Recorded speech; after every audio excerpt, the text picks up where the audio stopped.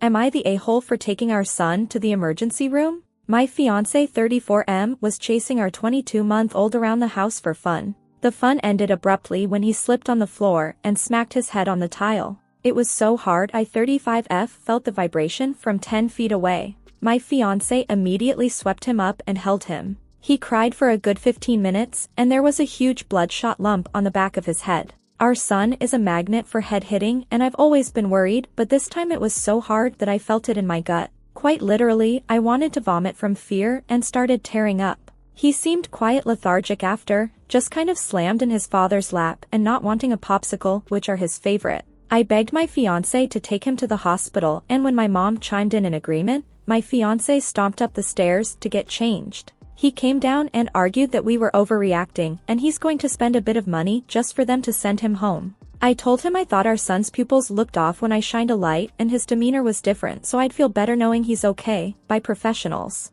He reluctantly put our son in the car and we went to the ER. Upon a couple of hours watch and some examinations, they decided that he was okay, but said they totally understood why we would bring him in. The whole ride back and as we got ready for bed, my fiancé went off on me about how he was going to have to pay the bill for nothing and how he has to get up early for work with no sleep. He'll get 6 hours, which is more than I will since the ER doctor told us to monitor him for the next few days as symptoms could turn up later. He also decided to throw a jab in about how I get to sleep in, which is completely false as we have a newborn that I'm up feeding every 2 hours and both babies wake up about 10 minutes after he leaves. I just kept reminding him that it was better to know he was okay, rather than not being able to wake him up in the morning. I understand that ER bills can be expensive, but we have good insurance and I still echo that it's better safe than sorry. But am I the a-hole for strong-arming him into going since everything turned out to be okay? Update. The next day. I got a lot of support from you all on the verdict.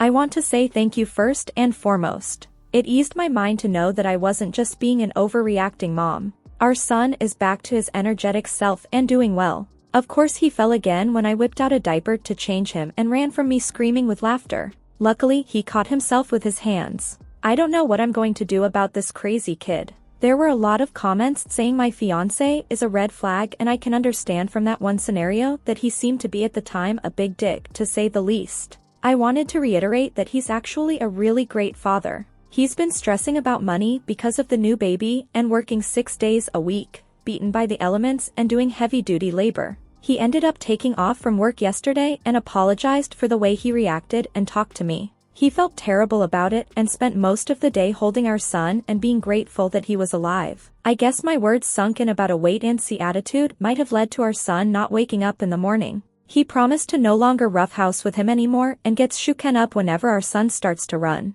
I think my fiancé was a little traumatized that it was kind of his participation that led to our son's fall. Thanks again for all the support. Hopefully that's the first and last ER visit our bub has. With his high energy, I'll be crossing all of my fingers with hopefulness.